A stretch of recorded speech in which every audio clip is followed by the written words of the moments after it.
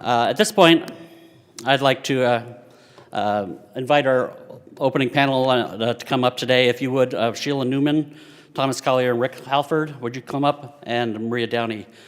I'm very excited about this opening keynote. It's our first attempt ever to have a keynote listening session like this, where an opportunity for all of you to actively listen and learn about the proposed Pebble Mine and the environmental impact statement. I think it's going to be a benefit for all of you and have knowledge and ability how to have an effective comment and have your input heard. Well, I'll have each of the panelists here introduce themselves. I just introduce, everybody knows Maria Downey, of course, but I don't know if you know that she is, in fact, my biggest fan. I am. It's true.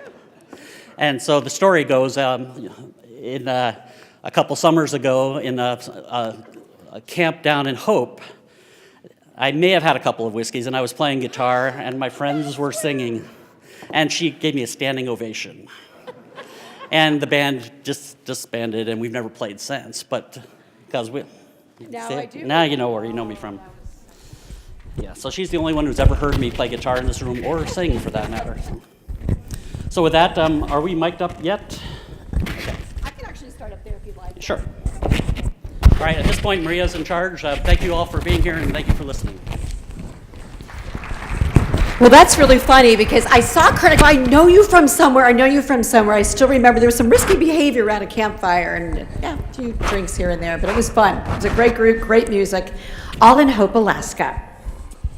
Well, good morning, everyone. Before we begin, I want to thank the Forum on behalf of the community for all you do for more than 2 decades to bring all sides of issues together, because a more informed Alaska is an Alaska that makes better decisions. So we really want to thank the Forum. Thank you so much for year-round, for every year bringing us these top key issues that affect Alaskans. I'm going to go move over here now because my mic's there.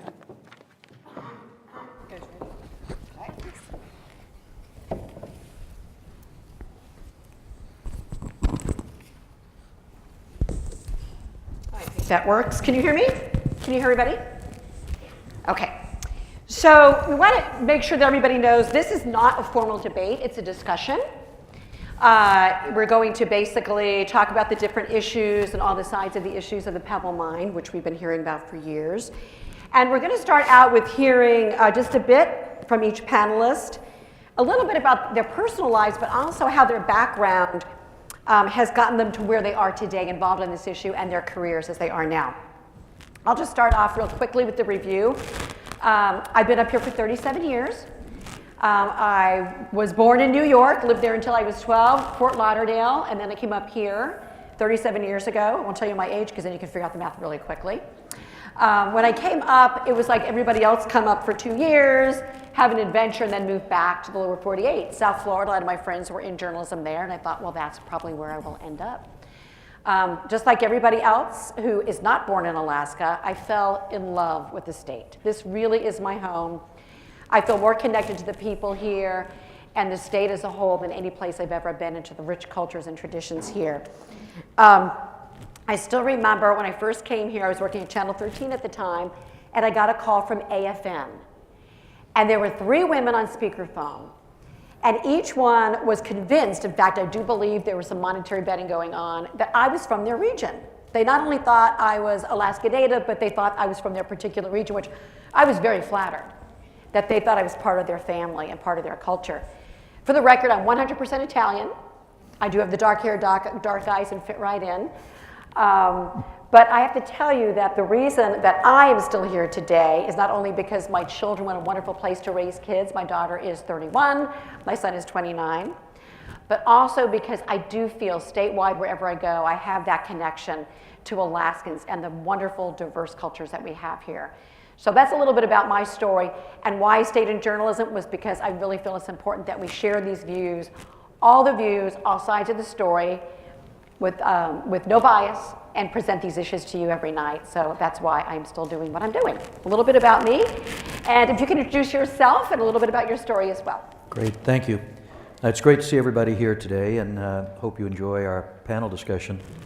I've been involved in natural resources development work for probably 40 years, most of that in Washington, D.C. And this is Thomas Collier, by the way, My from the name's Pebble Tom Partnership. Collier. Go ahead. And I'm the CEO of Pebble Partnership. I spent 3 or 4 years working in the Clinton administration, working for Bruce Babbitt and for Al Gore, and had the opportunity during that time to manage some of the most challenging environmental issues in America. I worked on and managed, hands-on managed the EIS for the spotted owl timber crisis in the Pacific Northwest. I worked on the Everglades sugar challenge in Florida, and then ran a program to completely rewrite grazing regulations throughout the entire western part of the United States. Each one of these was a big challenge. It was development worth it versus protecting the environment.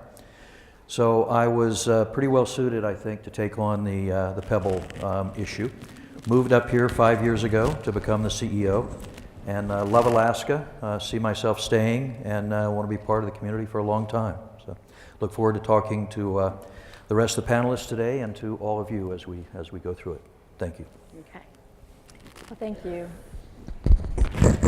Can you hear me? We can hear you. Oh, wonderful. My name is Sheila Newman, and I'd like to thank you all for the invitation this morning on behalf of myself and on behalf of the United States Army.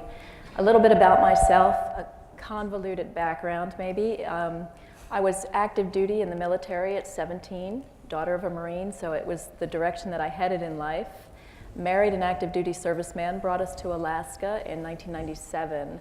At the same time, I had the opportunity to go to college, and I went to the University of Alaska in Fairbanks and earned my undergraduate degrees in wildlife biology and biological sciences. And for those of you who have studied at UAF, you know it is a biologist's playground. And it was a wonderful experience, and we never wanted to leave Alaska, and the United States military told us, well, yes, indeed, we would leave Alaska. So we had to leave the state in 2004. And my husband's career continued, and he finally retired, and in 2014 we had the opportunity to come back to Alaska. And all in between there, it was a really interesting journey. I spent many, many years as a coal program manager for the Corps of Engineers in the Appalachia region. And I would not have envisioned my life becoming a mining expert for the United States Army or anything else, but that is where I am today. I'm the Deputy Division Chief for our Regional Regulatory Division now for the Corps of Engineers, covering Alaska and Hawaii. Quite a hardship, as you can imagine.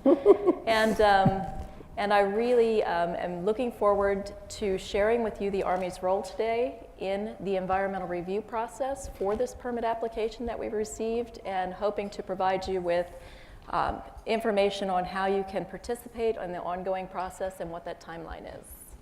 Very good. And I'll also say, I have a 27-year-old daughter who was educated in Fairbanks and really loved it as well. Now works for FEMA, and she's 27. Alaska strong kids, don't you agree? They're the toughest. They go off to school and they can deal with anything because they're just a tough group of kids. Former Senator Rick Halford, take it away. I am Rick Halford. I came up as a college student in 1966 and never left. I thought I'd died and gone to heaven. But I have spent my entire adult life as either a commercial pilot, a registered guide, or I took a 24-year detour into the political process and retired finally in 2003 as Senate President. But I don't think I ever ran for office without the support of the mining industry. And I was certainly proud of that support. It was a shock to me to find a project that was so difficult that I thought it wouldn't work with the conditions in the location it sits, in the type of ore body it is, or the size it is. But I've been actively involved with a number of organizations based primarily in Bristol Bay in the Pebble consideration over the last dozen years. And just quickly, just to clarify, you are here to represent the people in the tribes of Bristol Bay. Is that correct? I just want to make sure everybody knows who's here representing whom. Well, of course, they represent themselves far better than I could, Right. And actually the area itself, to those who look at it, is something beyond what you can say in words. All right, so let's start with Sheila Newman. So one reason we're doing this today is because I believe it's the 22nd, the environmental impact statement, the draft environmental impact statement is due with the Army, from the Army Corps of Engineers. Can you tell us exactly what is in the EIS, what makes that up, and how you collect that information? Yeah, and that's a great question. Let me start at the beginning of what the Army's role is and why we are producing this EIS. The Corps of Engineers has a responsibility to evaluate permit applications under specifically Section 404 of the Clean Water Act and Section 10 of the Rivers and Harbors Act. Pebble Limited Partnership submitted an application requesting authorization under those two acts in December of 2017. That compelled the Army to initiate our review process, and in the deliberation of what type of NEPA tool we would use to evaluate this permit application, we determined an EIS was going to be necessary.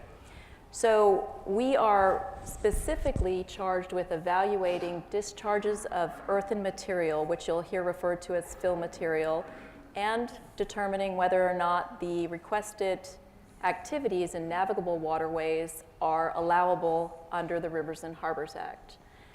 What you'll find in the environmental impact statement is the first thing, which is what the applicant, Pebble, proposed, and you'll find multiple alternatives to what the applicant proposed identified for you, and then you will get what's called a baseline analysis or affected environment discussion, which says this is what is existing today, followed by an assessment of the environmental impacts, both positive and negative, of what any of those proposed action would do.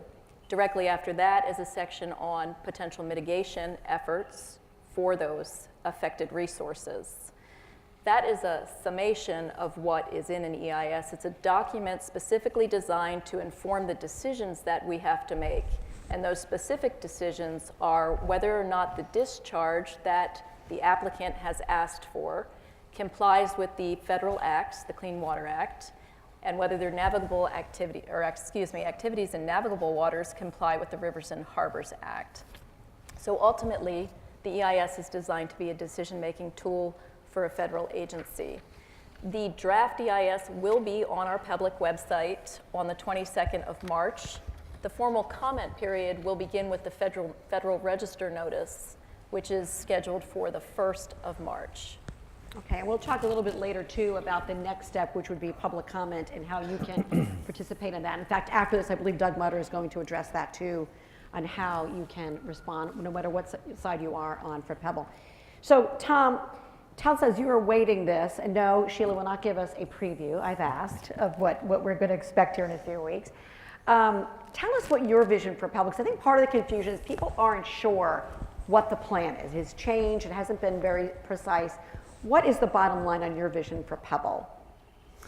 So when I was hired back in the beginning of 2014, one of the charges I was given was to take a fresh look at the entire project and to reconsider everything that Pebble had been considering in the past. And while Pebble had not put forward a specific plan, there had been a lot of talk about the general kind of contours of what we would put forward. And my beginning point was to take a look at what the objections were that we were hearing from Rick and from a lot of other folks in the region, and then to try to redesign the project to respond to those objections. And so the first one was that the project was just too big. And so we reduced the project by more than half the size that had originally been contemplated. And that allowed for a lot of other changes. We would have been in 3 drainages. We're now only going to be in 2. The tailings facility will only be in 1. Those are pretty significant changes. We're not going to have any waste rock piles. That's a big deal because often on mine sites, that's something where you get acid drainage and where you have to do perpetual monitoring. Won't be any waste rock piles in this project. We separated out the peritic tailings. Those are the tailings that might generate acid. and store them in a separate facility. It's a smaller facility. It can be completely lined and double buttressed so that it's safe. Took a hard look at water treatment. We have redundant water treatment facilities. We decided that we would not do what's called secondary gold recovery. We're leaving 15% of the gold that's in the project there, and that means we don't bring in cyanide to the region. We took a look. Everyone's concerned about what happens if there's an accident.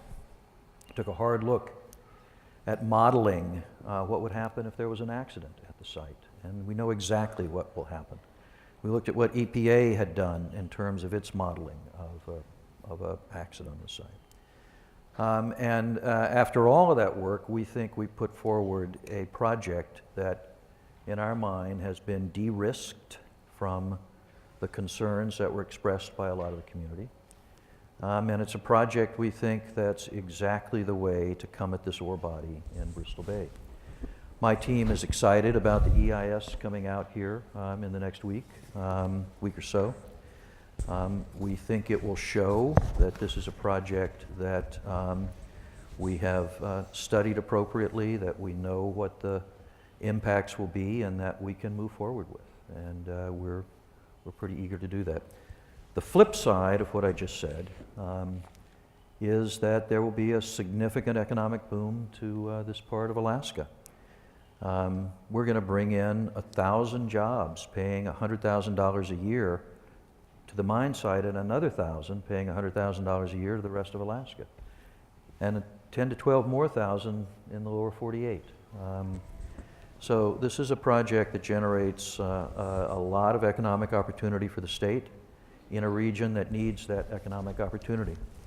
We pledged some time ago that we would not go forward with this project if there were any significant concern that we would damage the fishery in Bristol Bay. And we've become convinced with the scientific study, more scientific study that's maybe been done on any other project that's gone forward like this, that we will not damage that fishery. And we think the fishery and the mine can go forward together, both providing jobs and both providing economic opportunity for the region. So Rick, what is your reaction to that? It is 50% of the size before. Some of the, what Pebble says is some of the protections in place. What are the people in the region still concerned about? Well, of course, you have to decide whether you can take the proposal seriously, because it has been changed so often just in the last year that it's been before us. But now it's 3 times the size of all the mines in Alaska's past history in terms of production size. It's way bigger than Donlin, not in area, but in production. But it is still a very big proposal, but a tiny fraction of the total amount there. It's a totally new proposal this year. And digesting all of it with a ferry, with a, there's the history of the project that goes through Kaminko, to Rio, to Mitsubishi, to Anglo, and to First Quantum. Major backers have backed away from it for economic reasons. And when you build a system that has lower upfront cost with a ferry and transshipping from, you load it onto vehicles, you take it to the shore, you take it across the lake, you take it across another piece, transloading and everything else. The economics of the proposal are, in my mind, in question. And I don't think we've seen the data to say that that proposal is economic. But if it is, its own description of what happens when it ends. This is, instead of being a 5,000-foot deep deposit, and I guess we could put the slide up that shows the original size of the whole deposit. But the economics are in question. The size, we don't have that slide yet. If we could get someone to put that slide up, because when we pop it up, we can talk more about it. Pardon? But the question, so economically you're talking a lot, but what about what Tom said about environmentally? Is there anything that the people of Bristol Bay would agree on, or is it just pretty much no risk to the salmon? Well, of course, I think everybody agrees with the question about cyanide, But the problem with Pebble isn't what you bring in, it's what's already there. It would be a sulfur mine if it were named for primarily, what the content is in terms of much more sulfur than there is gold or copper or anything else. Not anything else, because there's other minerals there. But the point is, the sulfur, once it's ground to a powder, this whole system is to dig a huge hole in the ground, in this case about 1,500 feet deep, and that hole by gravity dewaters everything around it. That hole is just a few hundred feet away from the drainage of Upper Collier Creek, which they're saying they're not going to impact now. And there's a lot of data in their own environmental baseline studies that show the exchange between those drainages. But you dig a 1,500-foot hole, and you dewater everything around. And 20 years later, by their own description, when they stop mining, that hole slowly fills up. Everything it dewatered, they talk about in their own descriptions, and this has changed since their first description, but the pit lake expected to stratify during closure period with surface waters retaining slightly neutral pH. The lower depths are certain, and this is, again, a 1,500-foot hole full of water. But it's got arsenic, cadmium, all the things that were left on the pit walls are now poisoning the water. So it's a lake of poison that backfeeds all the drainages that it drew out of, and those are undefined. The environmental baseline data talks about the geology of the area and how porous it is, how there's exchange between groundwater and surface water. And all of that is the same, but instead of being as big as it was with the 10.8 billion tons they talk about when they talk to the stock market looking for investors, it's on a smaller scale, but it's much, much sooner. This starts, and my kids, when they're thinking about flying or looking for caribou or fishing or traveling, they can fly across a hole that looks like the Berkeley pit and has the same kind of water quality problems at the headwaters of Bristol Bay. Okay, Tom, you want to respond fairly quickly? Now I want to go to Sheila right after, maybe to talk more about the specifics of the environmental concerns or issues. Or Let me start with size. The significant thing about size in a mine project is footprint. And the footprint of this mine will be less than half what was originally contemplated. And in fact, in the ballpark of what the Obama administration EPA said, ought to be able to go through the permitting process. And so the saying that the size of this mine is not as we are now characterizing it is just wrong. It will be smaller than the Donlin project in terms of its footprint, and it will not be the largest mine in the state of Alaska. It's an important consideration.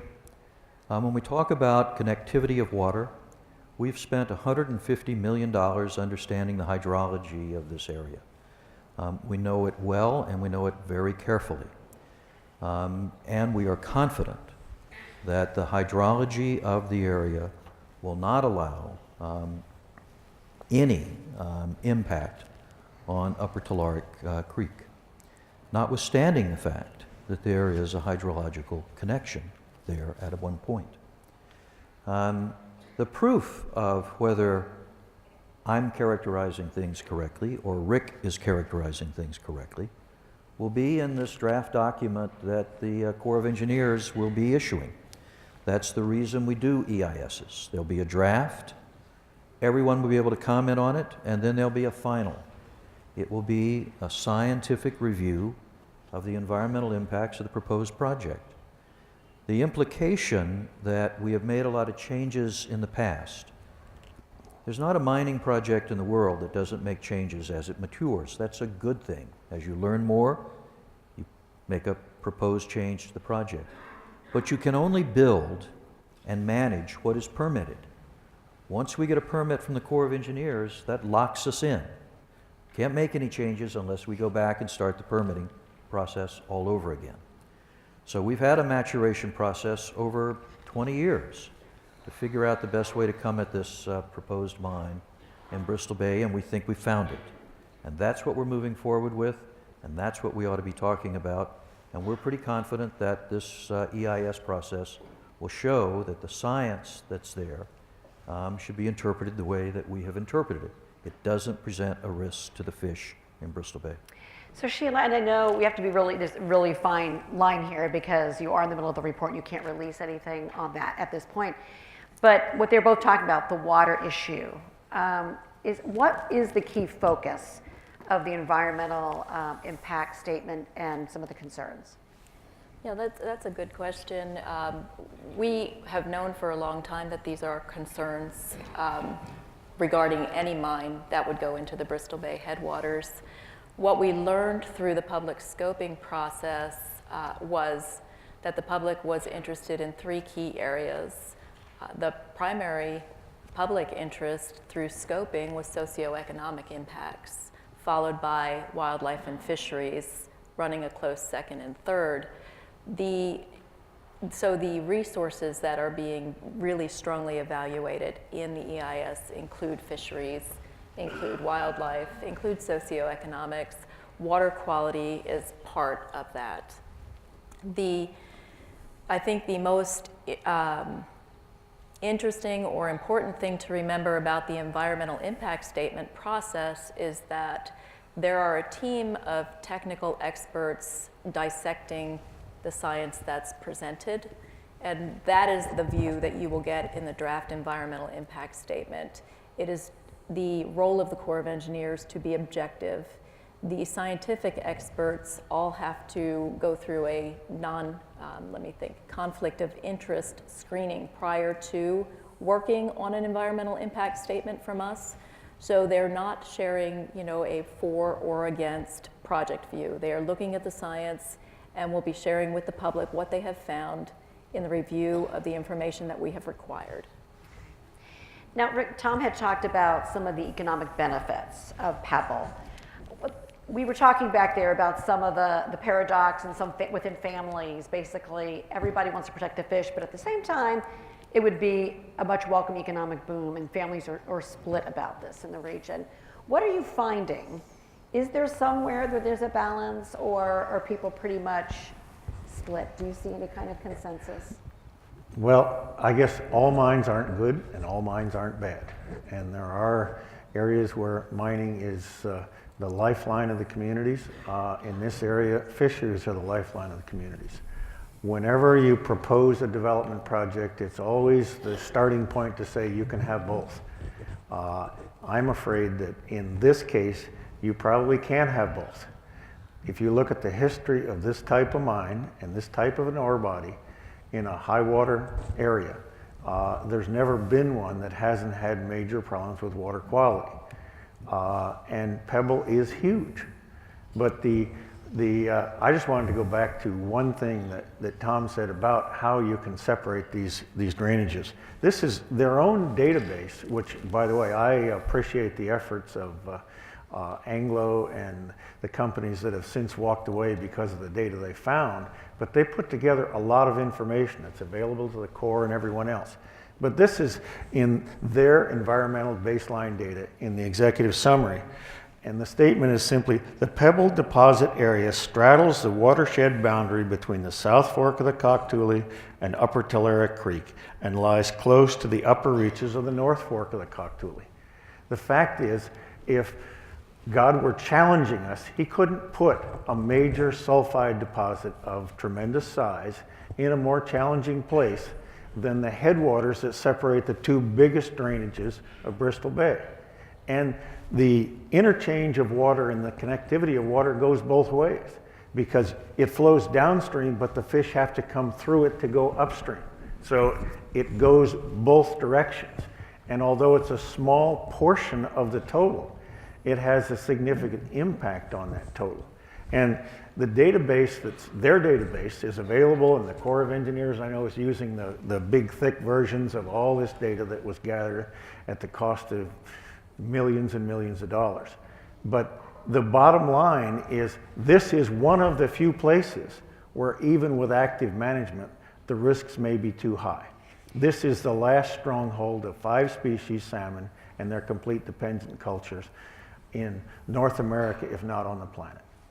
So Tom, as someone, your background, I'm glad you filled us in your background, it was mostly environmental. And now with the mining, when you hear Rick Halford and the people of the region, their concerns, you have to, I'm suspecting that you're aware of those because you have been on the environmental side before. How are you working with both of those debates? Rick's wrong in the science. That's not accurate. Excuse me? Did you say his? I'm saying Rick is wrong about the science. Oh, what the science? And I wouldn't be proposing this mine if I thought Upper Telluric Creek or the Bristol Bay region were put at risk by it. That's why I was hired. That's what I've spent 5 years taking a look at. Rick's right. We've got more environmental data on this particular site and location than any project has probably had in America that's gone into permitting. And Rick can interpret the science, my scientists can interpret the science, but ultimately, the independent third party sitting between us here is going to say what the science is. That's why we're eager to look at this draft EIS. That's why we're eager to have the public comment period about it. And that's why we want to see the final document that's drafted. We are confident.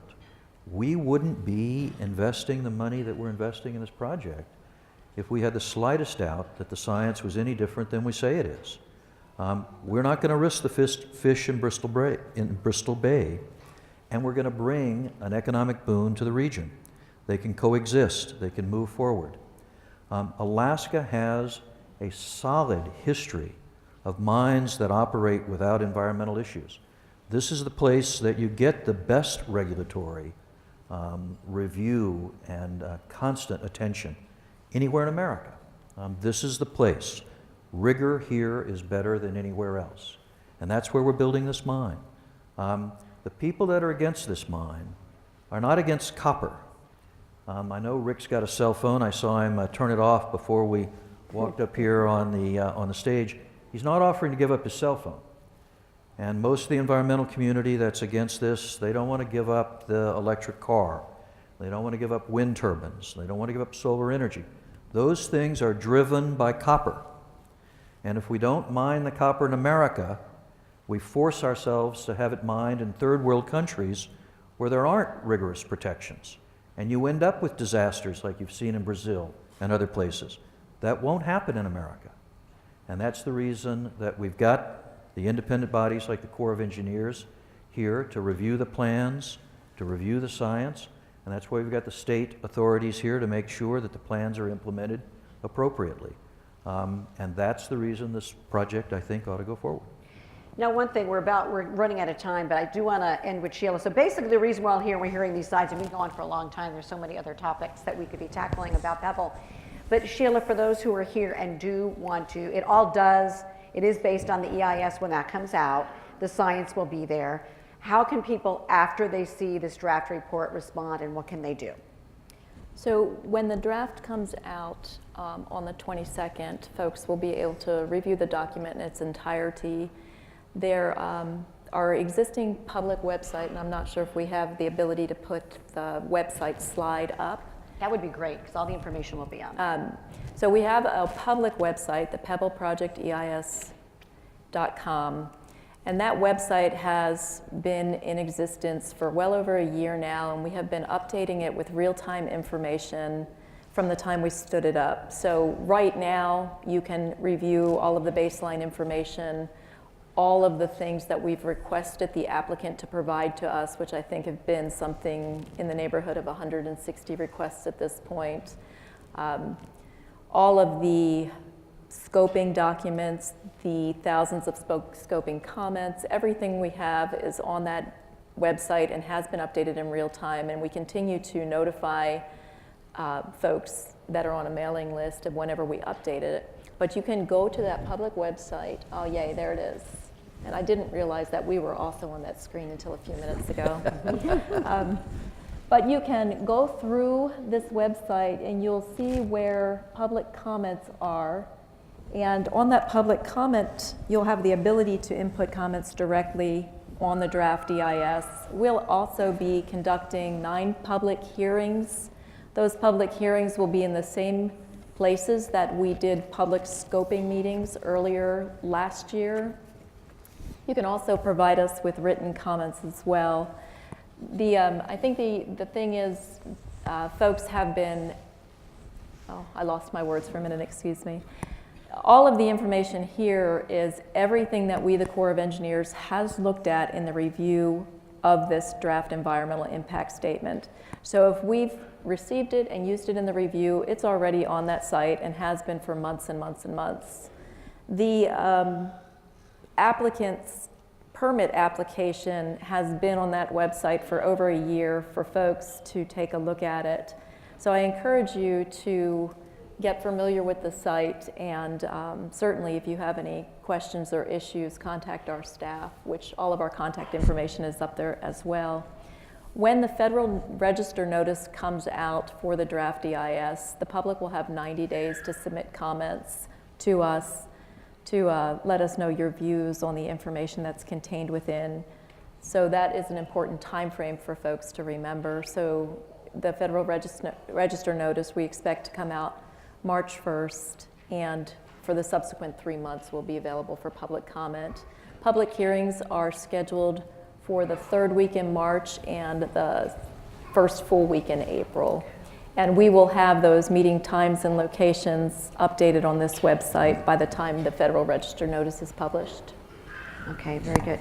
So in closing, and we don't have that much time left, but in closing, is there anything else, a little snippet, if nothing else, that you want people to remember today about with what you're trying to get across? What do you hope, Rick? Well, number one, the core time frame hopefully will be as long as it was for Donlin, and that's over 6 months in that case. But I know there's strong interest in being able to review some fraction of the 350,000 pages of documents involved in the people of Western Alaska. So that's one question that I hope the Corps considers seriously. And the final thing is, I'm neither a lawyer nor a scientist, but I just read what Pebble's document said about the exchange of the water and how that system works. And it is impossible to separate Upper Tulare Creek from the drainages of the North Fork and the South Fork, particularly the South Fork, and their own documentation says it very clearly in their summary and in their massive volume of data. So I think those questions are out there. The final question is it reasonable to expect multinational interest to build a small mine and go down 1,500 feet in a low quality ore body compared to the massive ore body that they also are holding and presenting to the market looking for investors? Is it reasonable for them to get down to the highest value ore and then stop mining? Okay. There is no small alternative to Pebble deposit by their own database. And Tom, is there anything in closing, if nothing else, that people remember about what you had to say today? What is the one message you'd like to get across in closing? So it's Rick's last point. That when you summarize it, it's the argument that all we're doing here is we're the camel trying to get our nose under the tent, and then we're going to build a bigger project. And I kind of like hearing that argument from our opponents, because I interpret it as an admission that there's really no significant environmental challenge with what we're now proposing, that their real fear is what might come next. And I like that, because that was our intent. Our intent was that the mine project we put on the table doesn't present any significant environmental risks, and this one doesn't. And I think that's why we're going to ultimately get a permit. What comes next is a question. We don't have any current plans to expand this project, but Rick is right. It's a big project, and there may be plans in the future. But those plans have to start all over with permitting from the ground floor. Right now the question is, can a mine this size be built? If somebody comes in with a second proposal, it'll be whether the mine can be built that's this big. And that'll have to be looked at. And if that's too big, it won't get a permit. If it's not too big, it may get a permit. But today, this is the issue that's on the table. And I believe that this particular plan that we put out there is a safe one for the environment, an economic boon to those in the region, and that it ought to get a permit, and that I think it will get a permit. All right, Tom Collier, Sheila Newman, and Rick Halford, thank you so much for joining us, and thank you for all the information. Thank you. So basically, what we want to get across today is no matter how you feel about the issue, go beyond what you heard today. The EIS is coming out. Take a look at it. Make your own informed decisions, because an informed Alaskan is a better decision maker. So thank you very much for joining us.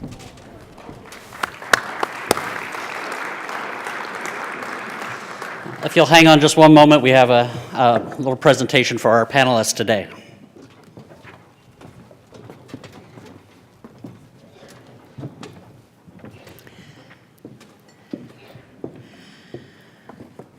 We want to thank the panel for being here.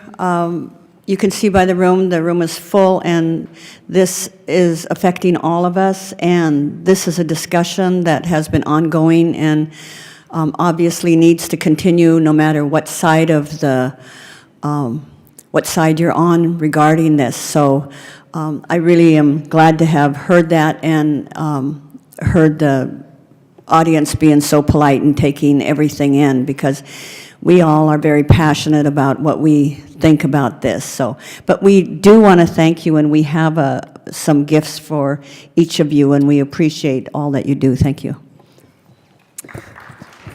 So on behalf of the forum, I wanted to present some gifts to all of the panel here. We've got a couple of...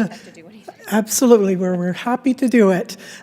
We've got some really beautiful ivory and baleen earrings for our women panelists, and again, I know you'll love them and wear them a lot. Maria, expect to see them on TV. This actually goes Okay. very sweet, thank you.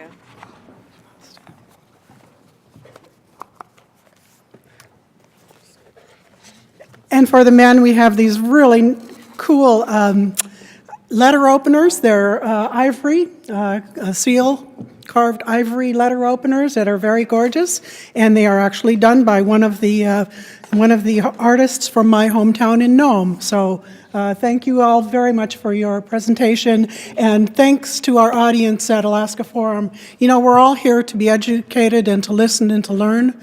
That's I think what each of us come here for every year. And on behalf of the board and the forum, we really thank you for being an attentive audience. We thank you for all of your ability to listen openly, and look forward to continued conversations. Thank you very much. Thank you.